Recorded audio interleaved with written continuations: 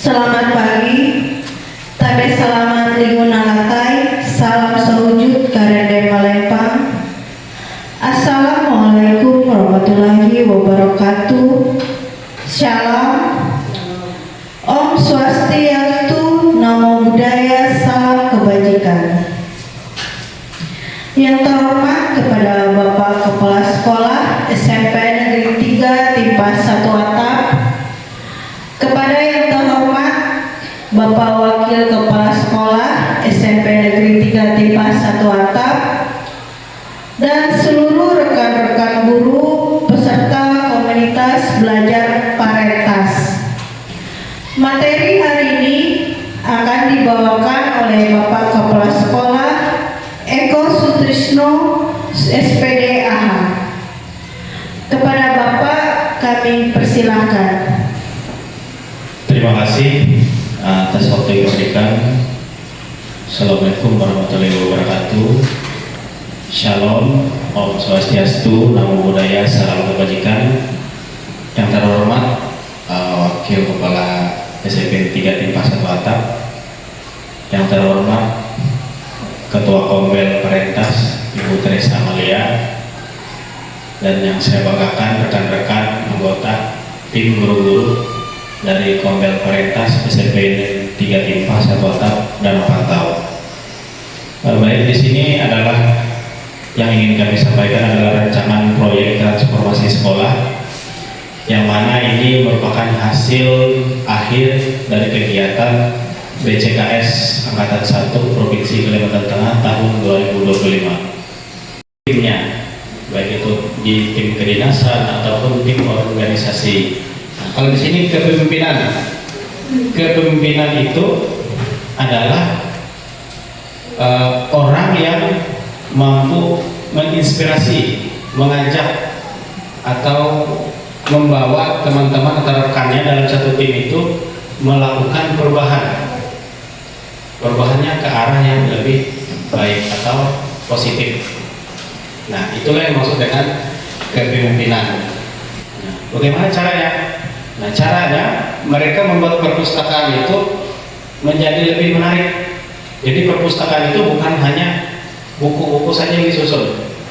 Nah, bukan hanya buku-buku saja, tapi alat elektronik, sistem pengetahuannya, buku elektroniknya juga ada di sana. Di perpustakaan ada satu benda, misalnya benda unik, itu dikasih barcode. Jadi kita tinggal scan. Nah, di situ Bapak Ibu bisa scan nama benda itu apa, langsung muncul kan? Seperti pada umumnya yang barcode tanda tangan. Nah, itu di sana benda yang dibuat barcode. Ada kerajinan siswa yang dari rumah-rumahan, dari kardus, mereka buat barcode di bawahnya. Itu karya siapa, itu buatan siapa, pada saat kelas berapa, nah, itu muncul. Nah, itulah salah satu inovasi di bidang pendidikan untuk rekan-rekan gurunya. Latar belakang proyek, nah, di sini yang poin pertama adalah kondisi real sekolah. Nah, kondisi real sekolah itu apa yang kita temukan realnya di lapangan.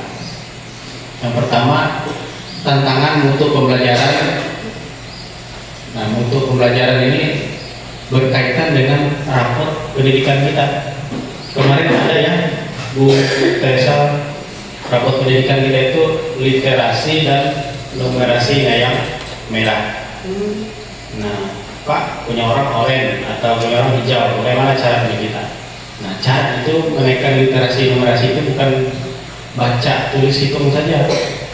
Nah, dengan membiasakan siswa itu berbahasa Indonesia yang baik dan benar, itu juga sangat membantu.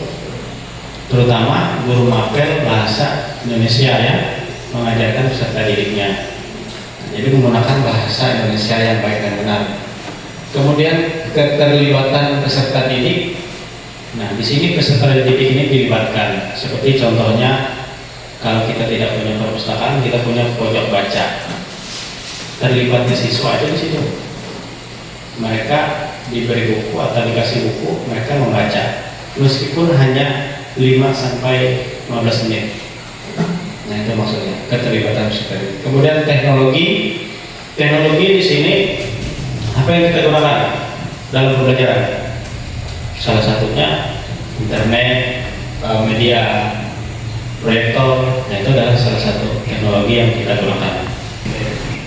Kemudian di sini kepemimpinan. Nah, di sini kita kembali ke kepemimpinan orangnya. Siapa yang memimpin?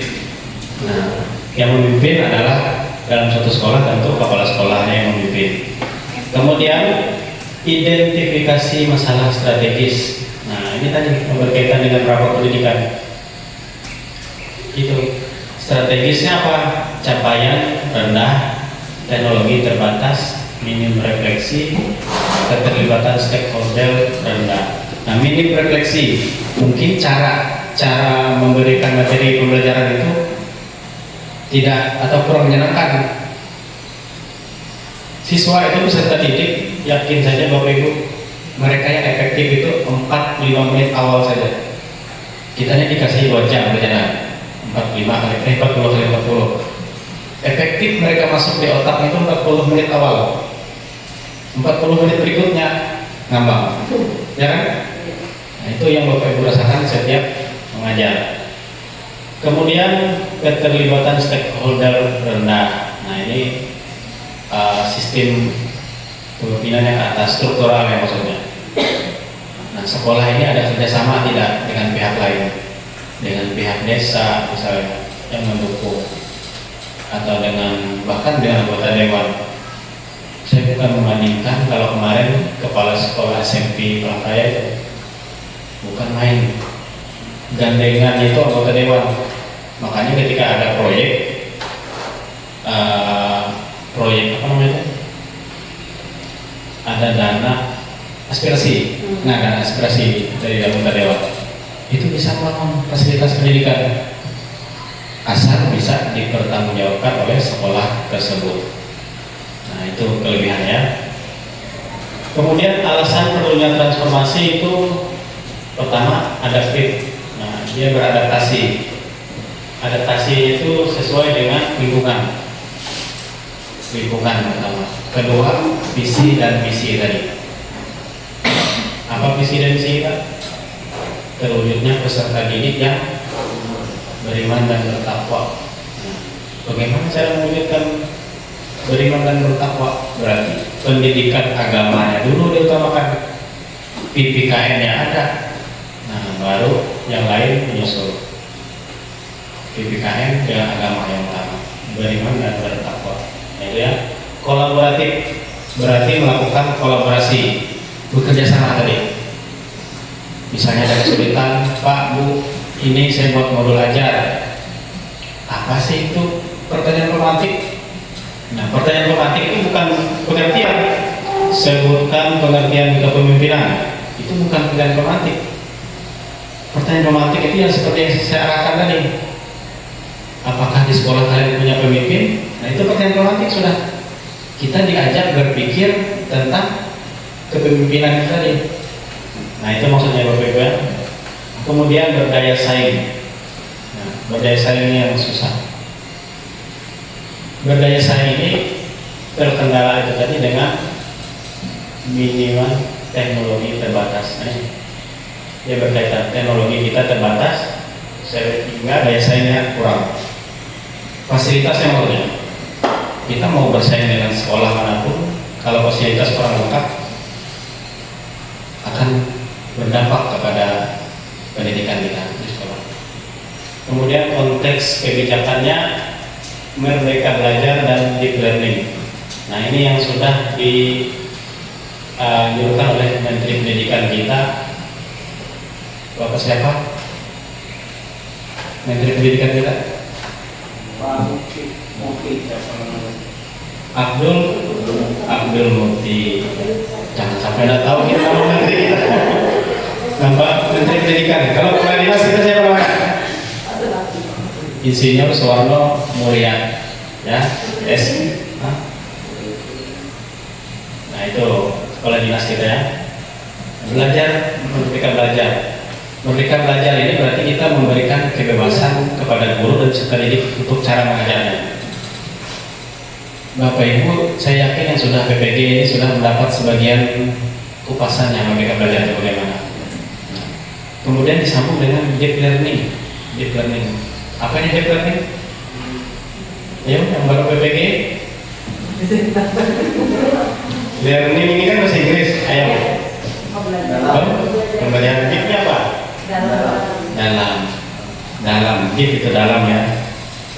Nah, berarti pembelajaran mendalam. Nah, pembelajaran mendalam ini bagaimana kita dapatkan? Kalau kita tidak pernah hadir ke sekolah, kita jarang turun, itu akan berpengaruh di learningnya, pembelajaran dasarnya. Saya kemarin belajar dari sekolah di kota. Belajar itu tidak mesti buku, meja ini tertata terus, tapi mereka membentuk huruf O atau per kelompok. Saya heran PPKN itu mapelnya hak dan tanggung jawab materi pembahasan pembelajarannya. Mereka di situ dibagi kelompok, dibuat drama. Nah, berarti pembelajaran mendalam tadi ada masuk ke bahasa Indonesia. Itulah maksud tadi yang merdeka belajar dan deep learning. Jadi dasar kita itu semua pembelajaran ini bisa dikaitkan bahasa Inggris. Ya, nah itu cara kita mengajar. Jadi nanti kalau ada Bapak Ibu mengajar akan lebih senang saya kalau melihat Bapak Ibu itu membagi kelompok, siswanya yang banyak bekerja. Ya, jadi kita nggak perlu banyak bicara. Kasih materi kompetensi guru dan harapan orang tua. Nah, hasil diskusi ini tadi adalah kebutuhan dari siswa. Setelah kita memahami kenapa di sekolah kita ini tidak pernah ada siswa yang berprestasi. Apakah kompetensi gurunya pernah dijalankan, pernah ikut pelatihan tidak? Nah, salah satunya mungkin dengan PPG tadi, dan harapan orang tua. Harapan orang tua ini kan tentu anaknya. Nah, tujuan umumnya itu adalah sekolah unggul, adaptif dan berdaya saing. Nah, semua kita tentu ingin yang ini, sekolahnya unggul dan berdaya saing. Kemudian tugas khusus kepemimpinannya kolaboratif, budaya reflektif, kompetensi guru, dan keterlibatan stakeholder. Kepemimpinannya kolaboratif. Ada tidak kerjasama selama kita di sekolah? Bapak Ibu ada tidak kerjasama atau kerjanya sendiri-sendiri saja? Membuat tugas terus sendiri-sendiri saja tanpa meningkat 4 di atas 4 program yang pasti keterlibatan orang tua 70% dan budaya refleksi guru. Ya, ini indikatornya. Indikator ini capaiannya. Apa yang kita bisa baca dari indikator ini? Sasarannya peserta didik, guru TO dan orang tua sekolah. Nah, C. Isu strategis kepemimpinan. Kepemimpinan pembelajaran fokus instruksional, coaching dan mentoring. Nah, ini kita belum coaching dan mentoring. Coaching sudah saya laksanakan. Coaching saya menjadi pendamping Bapak Ibu mengisi PMM. Nah, itu saya sudah meng-coaching. Nah, mentoring ini belum. Ada guru tidak mau ngajar karena tidak ditemani oleh guru lain, atau guru tidak betah di kelas karena ada siswa yang tidak suka, sering ribut misalnya. Nah, itu adalah tugas mentoring tadi. Jadi difasilitasi. Kepala sekolah itu tidak mencari yang benar, tidak mencari yang salah, tapi dia ada yang di tengah-tengah sebagai mentor. Budaya organisasi, kolaborasi, keterbukaan, inovasi, integritas. Nah, sudah berkolaborasi, sudah terbuka, sudah berinovasi, kita masih berjalan. Integritas. Nah, ini susah. Apakah sudah kita berintegritas? Kita sini larinya ke disiplin pegawainya, berintegritas. Dia merasa saya ada tanggung jawab di sekolah tersebut. Nah, itu integritas. Ada merasa tanggung jawabnya. Ketika orang menjalankan sekolah, dia ada integritas. Model baru pengambilan keputusan berbasis data dan partisipatif. Berbasis data. Kepala sekolah ini, pemimpin atau kepala sekolah itu tidak bisa mengambil keputusan seenaknya. harus berbasis data. Apa datanya? Datanya misalnya kelas 7 ada 5 orang yang tidak naik kelas atau nilainya rendah. Itu data. Misalnya ada dari 30 siswa, ada 25 orang siswa yang nilainya rendah. Itu data juga. Kalau lebih banyak data yang nilainya rendah, berarti yang gagal mengajarnya adalah guru. Jadi kita jangan bangga. Kelas 7, 15 orang siswa tidak naik kelas. Jangan bangga. Saya bangga aja, saya merasa pintar, saya guru. Saya bisa segalanya. Saya kasih nilai kalian itu di ujung pulpen saya ini. Nah, ini nggak boleh mengancam siswa dengan nilai kalian itu ada di ujung pulpen. Nah, itu adalah kembali ke integritas. Sudah bisa. PPG tugas itu biasa. Kalau bagus mau bagus tanpa buat video pembelajaran. Nah itu. Mulai desainnya empatis. Nah, berarti mempunyai empati, rasa peduli tadi, peduli terhadap sekitar diri. Nah, peduli ini termasuk juga ke yang memegang guru wali. Makanya jangan takut Bapak Ibu tidak ada jam mengajar ketika PPG kurang, itu menjadi guru wali, wajib guru memegang satu siswa, satu guru misalnya berdaya saing. Ya, kemudian identitas dirinya itu tadi. Kemudian prototipe. Nah, prototipe ini rancangannya. Prototipe itu kalau sudah begini kurikulumnya deep learning, kita dari bawah deep learning saja. Prototipenya, mitra sekolah itu adalah komite, orang tua, Disdik, LSM, dan dunia usaha. LSM kita tidak punya, dunia usaha kita tidak punya juga mitra. Padahal kalau dua ini, ya, Green Share sederhana mendukung jadwal implementasi, ya. Sumber daya pendukungnya ini ada kepala sekolah, guru, TO, komite, dan narasumber. Sarananya kelas digital, media pembelajaran. Kelas digital ya seperti sekarang ini, kalau bisa. Soalnya sekolah lain itu sudah dapat ada papan tulis digital. Nah, apa yang kita beli dari dana bos? Dibuat rancangan anggaran kita. Tahun depan kita mau beli apa? Nggak boleh tahun depan langsung membeli aja lagi. Pak, kita beli TV atau beli TV. Sekarang kita rancang. Nah, di akhir semester pertama semester ini. Nah, masyarakat tentunya mendukung karena kita tidak pernah berbenturan dengan masyarakat. Tidak ada masyarakat yang bawa barang ke sekolah. Indikator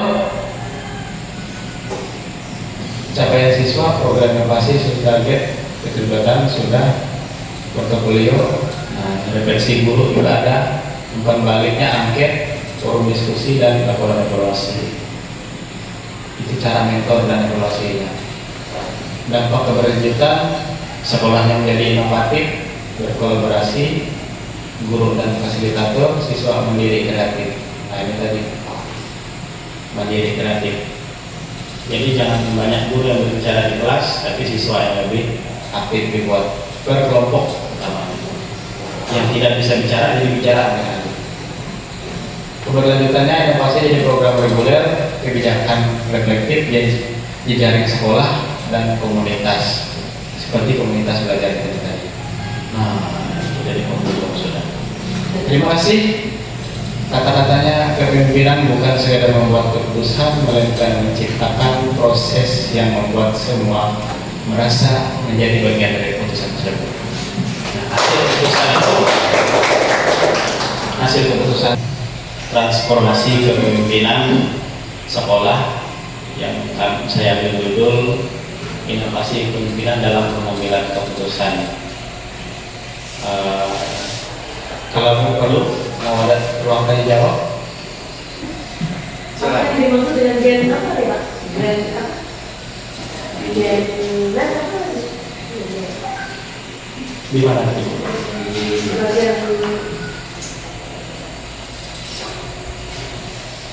Green. Mana Grand Cup? Oh. Grand. Game card sederhana mendukung jadwal Apa implementasi. Grand Cup? Kasih contoh semacam grafik. Nah ini Bu. Nah ini tadi rencananya tadi bulan 1 dan 2 sosialisasi. Nah itu dibuat dalam bentuk tabel. Itulah yang grand chart maksudnya. Yang sederhana. Ini sudah sederhana ini. Cuma saya tidak tampilkan grand chartnya. Nah, grand chart itu adalah susunan yang dibuat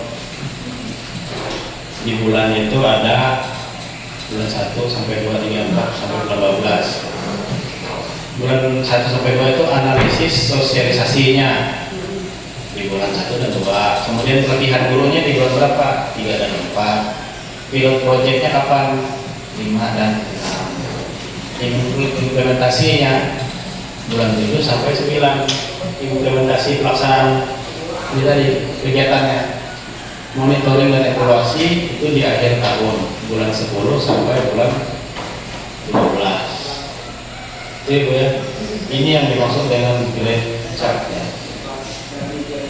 Waktunya dari teman-teman rekan-rekan Kombel Perentas, hari ini kita sudah berbagi praktik baik tentang inovasi kepemimpinan dalam pengambilan keputusan. Mohon maaf atas segala hilap kata, tingkah laku. Sekian penyampaian materi dari saya dan saya ucap saya dengan terima kasih.